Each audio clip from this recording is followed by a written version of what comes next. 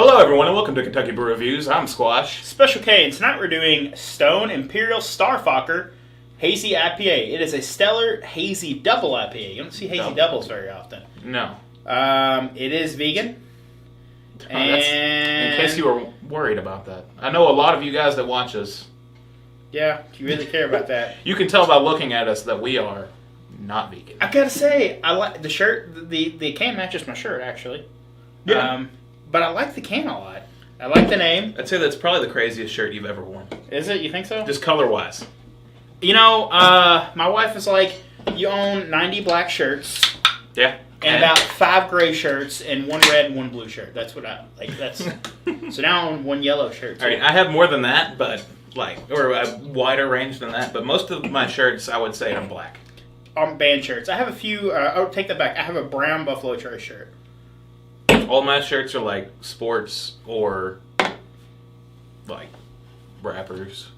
Like I don't know. I don't wear a lot of I don't have any band shirts unless you count like Death Row Records. NWA maybe.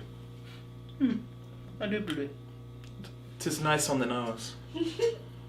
It's not super strong. No, it's very juice forward, like a citrus juice, and a tiny bit of floralness from the hops. It's very cloudy, like that's almost like cider. It's like unfiltered. I'm looking at that Evan Williams cider right there, and that's exactly what it looks like. Yeah, cider. It's hefty, definitely. Boy. Not a lot of carbonation. Not much head. Very ready for this. I think we're going to be chewing this one. Ooh. I can chew that for a while. It's good stuff. That's interesting. I like it. It's big. It has the body of juice. So it reminds me of drinking like a grape juice, or not flavor-wise, but like texture. Yeah. Mouthfeel. It's thicker, but it's refreshing at the same time. A little bit. It's pretty hop forward. It's very hop forward for a hazy. It's the haziest IPA I've ever had. Normally you get into like the doubles. You said there's a double IPA. Yeah, right? It's a double hazy. Yeah, which you don't see very no. I think it's the first. Normally when you get into doubles, you don't get a lot of the hop forward. It's like it's not as strong. It doesn't stand out nearly as much, but it's pretty strong in this one. I mean, which is not a bad thing. If you like hops, you're gonna like it. But I like hops, so I'm with it. So it has a strong floralness from the hops, like you get on a lot of hazies. Strong citrus notes, but the big thing that brings this one out is, unlike a lot of other hazies, the hoppiness cuts through all that sweetness, and it turns into a really, really good beer. Yeah, it's a big boy, at 9%. Yeah, he a big boy. He'll get you where you need to be, but it's good. It's really good. It tastes like, if somebody gave me this, I'd be like, oh, this is like a 6%. I would say it's like a 6%. Yeah, it doesn't taste like a 9, but you'd feel it after a couple cans. So if you're a fan of hazies, or you're not a fan of hazies because they're not very hop forward, this would be a really good one to go for. Yeah. Also, it's got a cool name. I'm not sure if this is like a seasonal beer or whatever. I can't remember I picked this one up at. It was either... It doesn't look like it would be a seasonal beer. I feel like normally when I think of a seasonal beer, they normally title it... It was singled out on 9.3, so it's not that old. So, okay. Meaning it's a pretty new beer. Let's say if it is for seasonal, I don't know what season that would be for. I would go fall, like early fall. I'd say it's an early fall. I'm thinking beer. Like Halloween, just based off of the or Halloween time. But. Yeah, it's good. It's a good beer. Time for ratings. I'll go ahead and let you go first. Let me see. I'm gonna go with 7.5. It's not a crushable, which IPAs, double IPAs aren't, but I could sip on this. I wouldn't go for a 6-pack straight, just all night, but I would get one of these, trade back and forth between a few different drinks. I'd throw this in the mix. I'd say this is one of my favorite Stone beers in a while. Again, I do enjoy hazies, but I think this one hits a lot of notes for to make a unique hazy. And in my opinion, it's one of the best. I'm going to go ahead and give it an 8. Okay. I like it that much, and I would highly recommend it if you want to try a unique hazy or a unique double, because it's really, it's got enough of the characteristics of both where it could be considered just a double, or just a hazy, or a hazy double, which is what it is. Yeah.